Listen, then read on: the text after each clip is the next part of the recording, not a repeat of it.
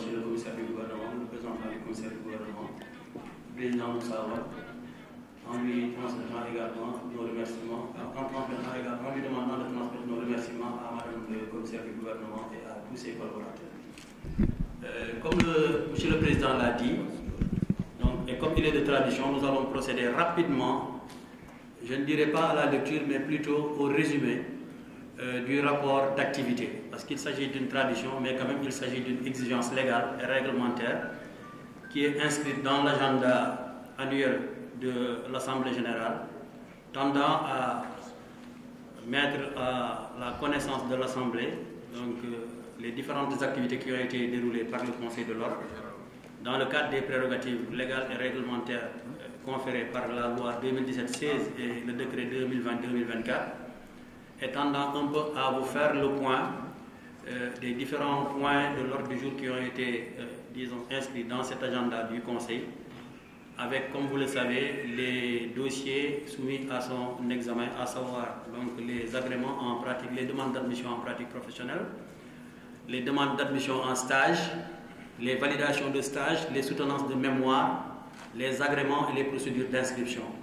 Parce que, M. le Président l'a rappelé tout à l'heure dans le cadre de son rapport, aujourd'hui on est dans une procédure d'agrément et il est de notre devoir, ou en tout cas il est de notre obligation donc de vous délivrer un peu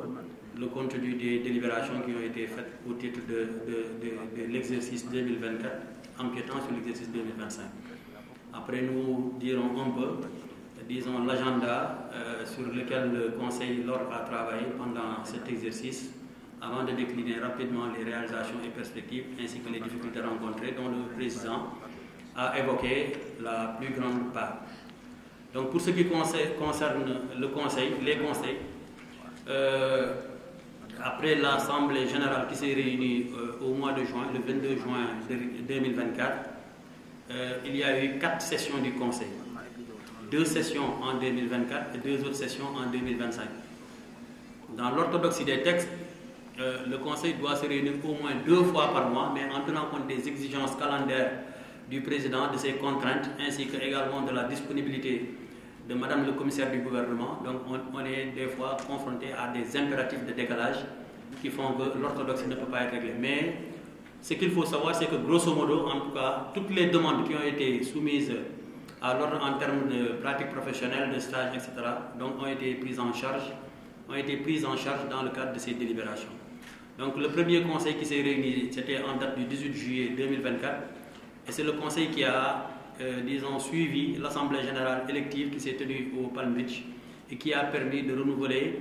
aussi bien, disons, de d'élire ou de renouveler, reconduire le mandat du président sortant, M. Salif Gueye, et également de renouveler,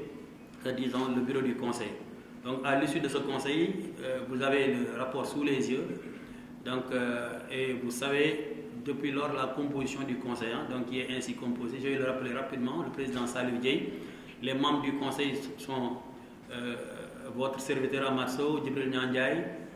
trésorier général, Babacar Sindiaye, trésorier, Salif Kamara, trésorier général, Babacar Sindiaye, trésorier général adjoint, et les autres membres sont Gori Ndiaye, Isma Dadi Sagna, Mohamed Lamine Sarr, Mambay Sey, Aïssatou Gueye, Mohamed Dje Adama Diaw et Doyen Cheikh Tidiane Touré. Et le commissaire du gouvernement est Mme Marie-Odile Tchakan, qui est représentée aujourd'hui par le président Moussa Wade. Et dans ce conseil-là, il y a un bureau exécutif, comme je l'ai dit tout à l'heure, donc qui est composé du secrétaire général que je suis, du secrétaire général adjoint, du trésorier et du trésorier général adjoint. Après ce conseil du 18 juillet, disons, lors de ce conseil du 18 juillet plutôt, on a désigné également les présidents de section, les présidents et les membres des commissions, les chargés de mission et les membres de la chambre de discipline, ainsi que les chargés de mission. Donc, je vais faire l'économie de la composition de ces organes pour gagner du temps, comme vous avez le rapport qu'on vous a partagé. D'abord, également, je devais commencer par là, nous nous inclinons devant la mémoire de nos chers consoeurs et confrères qui sont arrachés à notre affection, ainsi aux parents des consoeurs et confrères rappelés à Dieu. Nous prions le Seigneur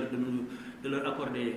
sa miséricorde et de les accueillir au paradis céleste, et nous prions également pour que les consoeurs et les confrères alités en fait, connaissent un prompt rétablissement et une meilleure santé. Ceci étant dit, Comme je le disais tout à l'heure, donc il y a la première session qui s'est réunie le 18 juillet.